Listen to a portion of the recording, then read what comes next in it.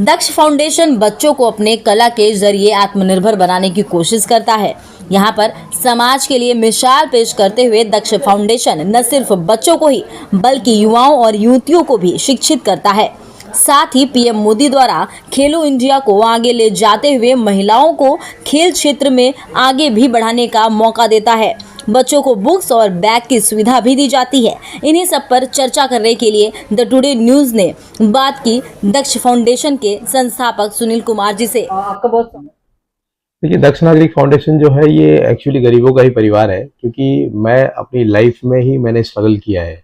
ये नोटबुक और बैग और ये पेंसिल जो बांट रहे हैं ना, ये एक टाइम पे मेरी माँ और मैं, जब मेरी माँ ब्लाउज सिला करती थी और ये नोटबुक और किताबें ये मेरे लिए गीता, बाइबल और कुरान की तरह लगती थी।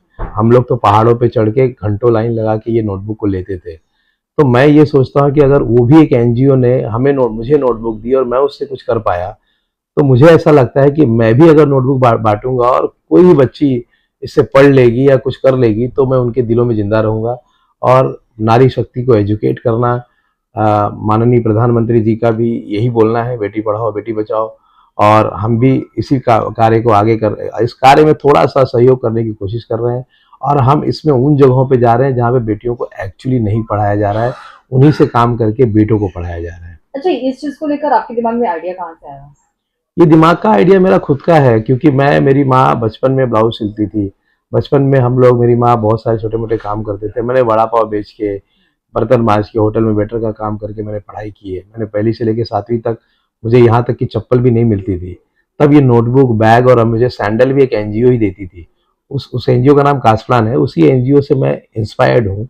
मुझे भी उसी एनजीओ से ये लगता है कि अगर हम भी, देखिए, हम 2 काम कर रहे हैं। हम तो बच्चों को पहले एजुकेट करने के लिए काम कर रहे हैं। दूसरा, हमारा दक्ष नागरिक में जितने भी महिलाएं हैं वो मेरी बहनें हैं। उनको हम बहन बोलते हैं और बच्चियों को भांजी बोलते हैं। तो हम एज ए एडवोकेट पैसे तो नहीं दे सकते, तो हम वो जो लीगल सर्विस है, चाहे वो कोई भी मेरी बहन हो, वो अगर हमारे पास आती है तो हम उसको लीगल सर्विस फ्री देते हैं। क्योंकि अगर लीगल बैटल में मेरी बहन इसलिए हार जाती है क्योंकि जो एडवोकेट्स की जो फीस होते हैं वो बेचारे बेयर नहीं कर पाते हैं। तो वो भी हम कंट्रीब्यूट करते हैं। We provide legal help to womens. जिस तरीके से आपने बोला दक्ष फाउंडेशन को ज्यादा दिन हुए नहीं, सिर्फ 3 साल से हैं, लेकिन 3 साल में दिख रहा है कि तकरीबन उसने 6 साल का काम किया है। आपने एग्जैक्टली किस तरीके से ये रफ्तार, किस तरीके एग्जैक्टली आपने वही सवाल पूछ दिया जो मैं हमेशा बोलता हूँ। क्योंकि मैं एक दिन को भी 12 घंटे का नहीं काउंट करता हूँ, मैं 24 घंटे करता हूँ। उसमें मैं 18 घंटा काम करता हूँ। तो उसी तरह से 3 साल को मैं 6 साल ही मानता हूँ, क्योंकि हम इसमें डे नाइट काम कर रहे हैं। और ये डे नाइट काम करने का मकसद सिर्फ ये है, क्योंकि वो जो बच्चियां, अगर समझ लीजिए 10 बच्चियों को मिल रहा है तो उसके 10 बगल की 10 बच्चियों को नहीं मिल रहा है, तो वो रो रही हैं। और वो रोना हमसे देखा नहीं जा रहा, इसलिए हम और फास्ट करते हैं। लेकिन हमारा जो जॉब वर्क और हमको जो बैग प्रिंट करके, बुक प्रिंट करके वो लोग जल्दी नहीं कर पा रहे हैं। अदरवाइज ये और फास्टर डिस्ट्रीब्यूशन होता है हमारा। अच्छा, तकरीबन कितने बच्चों को इस फाउंडेशन से सुविधा दी जाती है? अभी तक जो, अगर एक्चुअल फिगर जो हमारे रिकॉर्ड में है, अभी तक हमने 7000 बच्चियों को, गरीब बच्चियों को हमने बुक पेंसिल किट दे दिया है। और हमारा संकल्प ये है कि हम 50,000 बच्चियों तक पहुंचे।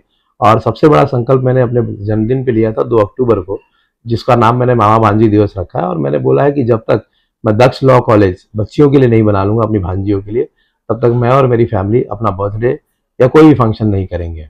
अच्छा, ऐसे और बच्चे को आप मोटिवेट करने के लिए किस तरीके का संदेश या 2 लाइन बोलना चाहेंगे?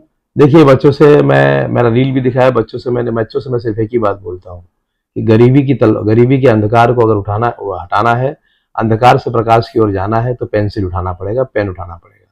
क्योंकि जब तक आप पेंसिल और पेन नहीं उठाएंगे, आपको कोई सपोर्ट नहीं करेगा, आपका हाथ कोई नहीं पकड़ेगा। माँ सरस्वती की पूजा करेंगे। माँ सरस्वती अगर आपके साथ आएंगी तो माँ लक्ष्मी बाय डिफॉल्ट आपके साथ है। तो माँ सरस्वती की पूजा कीजिए, पढ़िए, लड़िए। जैसे मैं लड़ा, मैं तो अकेले था। आज अगर मैं लड़ा, मेरी माँ लड़ी। मेरी माँ भी पढ़ी लिखी नहीं थी, मेरे पिताजी भी पढ़े लिखे नहीं थे। मैं पेंसिलों से लड़ के मैं एक चैप्टर को 10-10 बार पढ़ता था। तब मैं मोबाइल, और आज का सबसे बड़ा बैड फेज ये है कि आज मोबाइल, व्हाट्सएप, ये सब चीजें हैं जो बच्चों को थोड़ा डाइवर्ट कर रही हैं। लेकिन मेरा हाथ जोड़ के रिक्वेस्ट है कि फेसबुक, व्हाट्सएप से लाइफ नहीं बनने वाली है। लाइफ अगर बनानी है, और देखिए, दुनिया झुकती है, सिर्फ झुकाने वाला चाहिए। आप पेंसिल उठाइए, पढ़िए, सब आपके साथ आ जाएंगे। क्योंकि माँ सरस्वती का आशीर्वाद जिसके ऊपर होता है, उसे कोई भी कहीं पहुंचने से रोक नहीं सकता।